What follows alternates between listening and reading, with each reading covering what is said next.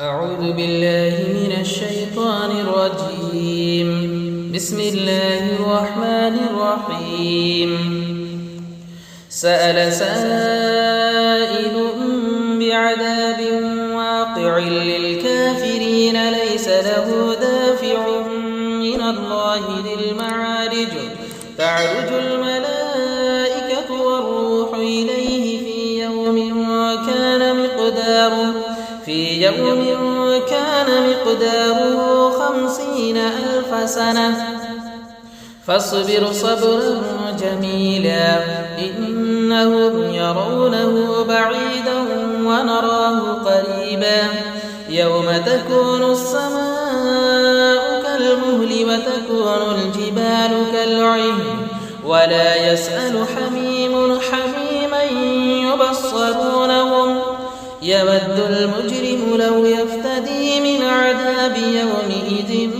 ببنيه وصاحبته وأخيه وفصيلته التي تؤويه ومن في الأرض جميعا ثم ينجيه كلا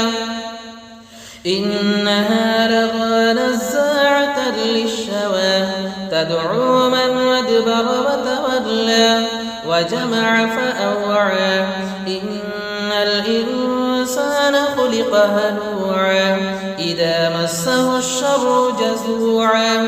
وإذا مسه الخير منوعا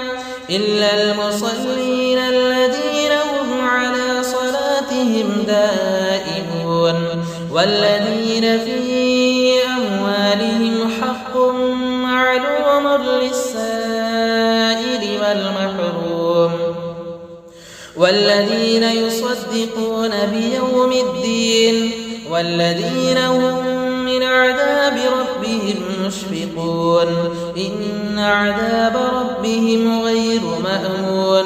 والذين هم لفروجهم حافظون إلا على أزواجهم أو ما ملكت أيمانهم فإنهم غير ملومين فمن ابتغى وراء ذلك فأولئك هم العادون والذين هم لأماناتهم وعهدهم راعون والذين هم بشهاداتهم قائمون والذين هم على صلاتهم يحافظون أولئك في جنات مكرمون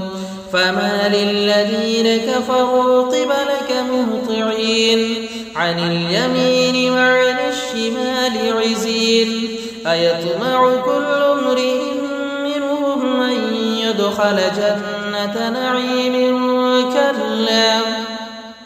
إنا خلقناهم مما يعلمون فلا أقسم برب المشارق والمغارب إنا لقادرون